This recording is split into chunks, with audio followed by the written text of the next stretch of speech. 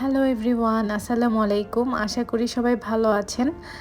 আমি ভালো আছি আলহামদুলিল্লাহ। আজকে আমার two days a good day YouTube চ্যানেলের নতুন একটি ব্লগে আপনাদেরকে স্বাগতম জানাচ্ছি। যারা আমার আজকের ব্লগটি দেখছেন তাদেরকে অসংখ্য ধন্যবাদ। আশা করি সম্পূর্ণ ব্লগটি জুড়ে আপনারা আমার সাথে থাকবেন।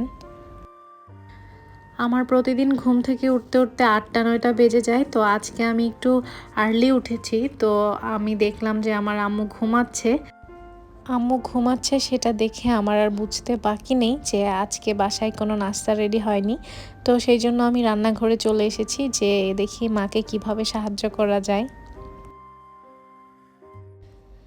আমি একা একা থাকতে খুব পছন্দ করি। তার অন্যতম একটা কারণ হচ্ছে আপনি যখন একা থাকবেন তখন আপনি আপনার নিজেকে খুব ভালো মতো বুঝতে পারবেন যে আপনি আসলে কি চান, কি করতে পছন্দ করেন, কিংবা আপনার ভালো লাগা খারাপ লাগাগুলো আপনি তখন আইডেন্টিফাই করতে পারবেন। নিজের সঙ্গে প্রত্যেকটা মানুষের কথা বলা সবথেকে বেশি জরুরি। প্রত্যেকটা মানুষের অধিকার আছে যে নিজের মতো করে ভালো থাকার। আমার কাছে মনে হয় যে ৩ বেলা খাওয়া যেমন জরুরি, ঠিক তেমনি নিজের মনকে গুরুত্ব দেওয়াটাও খুব জরুরি। কারণ যেটা আমাদের করতে ভালো লাগে সেটাই করা উচিত। তো আমি যেহেতু গাছপালা খুব পছন্দ করি, বিশেষ করে ইনডোর প্লান্ট, তো আমার এই গাছটাকে আমি বৃক্ষমেলা থেকে কিনে এনেছিলাম। গাছটা এখন অবহেলায় অযত্নে নষ্ট হয়ে যাচ্ছিল। আমি গাছটাকে শেকড় সহ কেটে নিচ্ছি। এটাকে আমি আমার বাসায় কিছুদিন রাখবো পানির মধ্যে, যাতে করে নতুন শেকড় গজায়। তারপর আমি আবার নতুন করে গাছটাকে লাগাবো।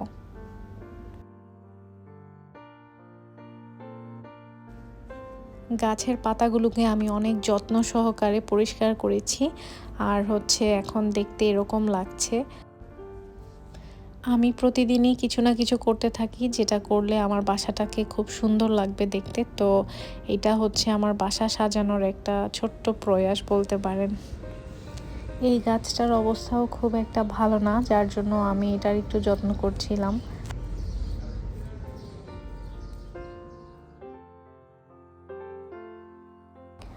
অনেক দিন থেকে ভাবছিলাম যে মেয়েকে ডে কেয়ারে দিব, যেন দিনের কিছুটা সময় সে ওখানে কাটিয়ে আসে এবং অন্যান্য বাচ্চাদের সাথে ভালো মতো খেলাধুলা করাটা শিখতে পারে, মানুষের সাথে মিশতে পারে। তো অনেক দিন পর সময় বের করতে পেরে আজকে আমি আর আমার হাজব্যান্ড চলে গিয়েছিলাম যে ওকে ভর্তি করাবো। ডে কেয়ারের ভিতরে এসে তো আমাদের মন ভালো হয়ে গিয়েছে, কারণ এটা যথেষ্ট বড় এবং বাচ্চাদের খেলার জন্য খুব সুন্দর বাহিরে জায়গা আছে।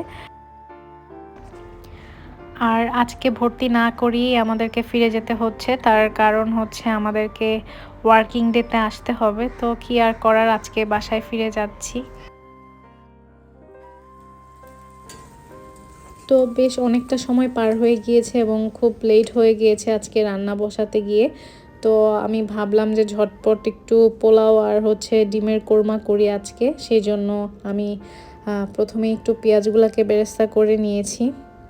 আর অন্যদিকে পোলাওটা আমি বসিয়ে দিচ্ছি, যেহেতু খুব দেরি হয়ে গিয়েছে। আমি একটু তাড়াহুড়া করছিলাম যেন একসাথে 2টা রান্না কমপ্লিট করতে পারি। আমার আজকের ব্লগটি যারা দেখছেন তাদেরকে অসংখ্য ধন্যবাদ। আমার চ্যানেলটিকে যদি এখন পর্যন্ত সাবস্ক্রাইব করে না থাকেন, তাহলে আমার চ্যানেলটিকে সাবস্ক্রাইব করে পাশে থাকতে পারেন। আর যারা অলরেডি সাবস্ক্রাইব করে আমার আজকের এই ব্লগটি দেখছেন তাদেরকে অসংখ্য ধন্যবাদ। আমার হাজব্যান্ডের ডিমের কোরমা আর পোলাও খুবই পছন্দের, বিশেষ করে এই কোরমার যে ঝোলটা সেটা তার খুবই পছন্দের। তো যেহেতু আজকে সে বাসায় আছে, তার জন্য আমি আর কি আজকে এই স্পেশাল রান্নাটা করছি। আমার সুন্দর পোলাও রেডি হয়ে গিয়েছে, খুবই ঝরঝরা এবং সুন্দর স্মেল বের হচ্ছিল। তো আর অন্যদিকে আমার ডিমের কোরমাটাও রেডি হয়ে গিয়েছে।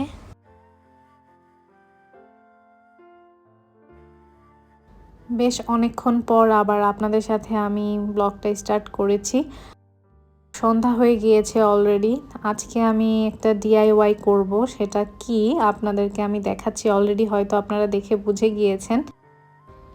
আমার এই ডিআইওয়াইটা করার জন্য আমার সিমেন্ট আর বালির প্রয়োজন ছিল। আমি এগুলো কালেক্ট করেছি। এই কাজটা করতে স্বামী আমাকে অনেকটা হেল্প করেছে। ও বালি আর সিমেন্ট একসাথে করে সুন্দর মতো একটা মিশ্রণ তৈরি করেছে, যেটা গাছের ডালটাকে শক্ত করে আটকে রাখতে সাহায্য করবে।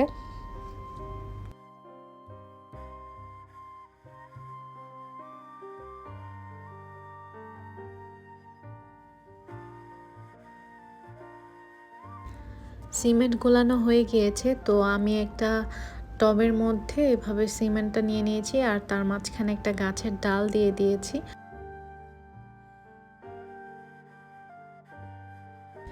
প্রায় ২ দিন আমি এটাকে এক সাইডে রেখে দিয়েছিলাম আর খুব সুন্দর মতো শুকিয়ে গিয়েছে, শক্ত হয়ে গিয়েছে, একদম আমার মনের মতো হয়েছে যেভাবে আমি চেয়েছিলাম। আর এই ডালটাকে আমি রাস্তা থেকে কুড়িয়ে এনেছি। তো এই বাস্কেটটা তো আমি বেশ অনেক দিন আগেই কিনে এনেছিলাম। এরকম একটা ল্যাম্প করব আমার প্ল্যান ছিল আগে থেকেই। তো প্ল্যানটা যেহেতু আগে থেকে ছিল, এটা বাস্তবায়ন করতে আমার অনেক সময় লেগে গিয়েছে। অনেকটা এনের মতো দেখতে, এক ধরনের সাদা পিন পাওয়া যায় ইলেকট্রিশিয়ানের দোকানে। তো আমি ওরকম পিন কিনে এনেছি, যেটা দিয়ে আমি বাস্কেটটাকে তার দিয়ে খুব সুন্দর মতো ডালের সাথে আটকে দিয়েছি। আমার এই ডিআইওয়াই ল্যাম্পশেডটা যদি আপনাদের পছন্দ হয়ে থাকে তাহলে অবশ্যই আপনারাও বাসায় ট্রাই করবেন। দেখবেন যে বাসার পুরা লুক চেঞ্জ হয়ে গিয়েছে, ট্রাস্ট মি। বাজার থেকে ল্যাম্প চাইলেই কিনা যায়, কিন্তু একটা নিজে তৈরি করা জিনিসের মধ্যে আর কিনে আনা একটা জিনিসের মধ্যে অনেক পার্থক্য থাকে। তারপর আমার মনে হচ্ছিল যে এই তারটা আসলে দেখতে ভালো লাগছে না, তো আমি চিন্তা করলাম কিভাবে এটাকে হাইড করা যায়। আমি কিছু এরকম পাটের রশি কিনে এনেছিলাম, তো সেটা দিয়ে আর কি পেঁচিয়ে দিচ্ছি। এটা তারটাকে হাইড করার ফলে দেখতে অনেক সুন্দর লাগছিল, এবং ফাইনাল লুকটা আমি আপনাদের সাথে একটু পরেই শেয়ার করছি। এই তারটাকে পাটের রশি দিয়ে হাইড করতে আমার ১ ঘন্টা প্লাস সময় লেগে গিয়েছিল। আর এই পুরোটা কাজই আমি অনেক আনন্দ সহকারে ধৈর্য নিয়ে করছিলাম। নতুন যে আপুরা বা ভাইয়ারা আমার আজকের ব্লগটি দেখছেন তাদেরকে অসংখ্য ধন্যবাদ। আশা করি আপনারা আমার চ্যানেলটিকে সাবস্ক্রাইব করে আমার পাশে থাকবেন। তো কাজ করতে করতে অনেক ক্ষুধা লেগে গিয়েছিল, তো আমরা এখন হোয়াইট সস পাস্তা খাচ্ছি।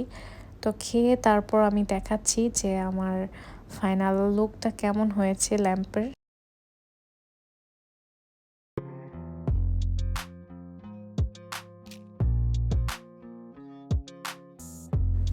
আমার বানানো এই ডিআইওয়াই ল্যাম্পটা আপনাদের কেমন লেগেছে আমাকে অবশ্যই কমেন্ট করে জানাবেন। আর দেখতেই পাচ্ছেন আমার বাসার পুরো লুক চেঞ্জ হয়ে গিয়েছে। যারা এতক্ষণ ধরে ধৈর্য সহকারে আমার আজকের ব্লগটি দেখেছেন তাদেরকে অসংখ্য ধন্যবাদ। পরবর্তী ব্লগে আবার দেখা হবে। আল্লাহ হাফিজ।